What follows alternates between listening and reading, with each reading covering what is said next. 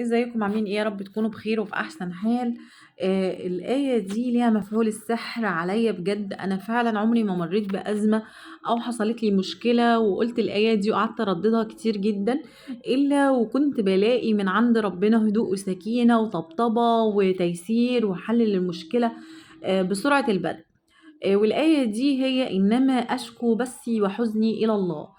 لما يكون عندك أزمة وتكون عندك مشكلة، تكون بتمر بضيقة، الدنيا كلها جاية عليك، حاسس إن في حد بيظلمك، حاسس إن أنت مش واخد حقك، مشاكل كتيرة، ضوائق بتضيق من حالة لحالة.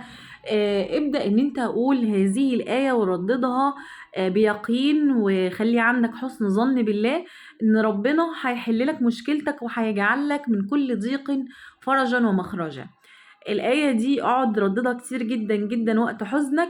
ما تتكلمش مع حد، ما تروحش تشتكي حالك لحد، اوعى تقول لحد انا عندي كذا ولا حاسس بكذا ولا في كذا.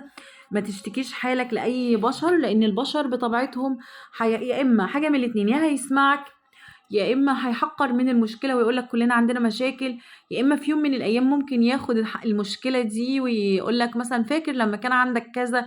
حتى بعد ما المشكله تحصل ساعتها انت بتحس يا ريتني ما كنت اتكلمت ولا حكيت المشكله. لكن ربنا بيسمعك، لعمره هيخرج سرك لحد، ولا عمره يعني هيقولك لا خلاص كفاية أنا مش عايز أسمع.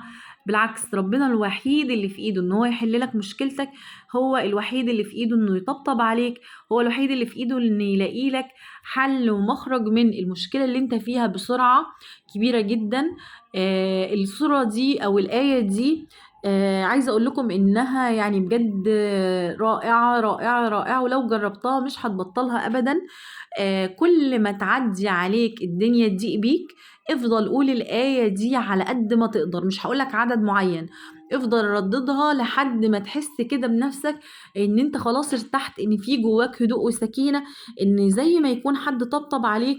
وبعديها هتلاقي ربنا بعتلك الحل، بعتلك التيسير للمشكلة. هتلاقي المشكلة اتحلت بهدوء عكس ما كنت متوقع، هتلاقيها مرت بسلام، حتى لو كان المفروض ان المشكلة دي هتكون جامدة او قوية او هتسبب لك اي اذى.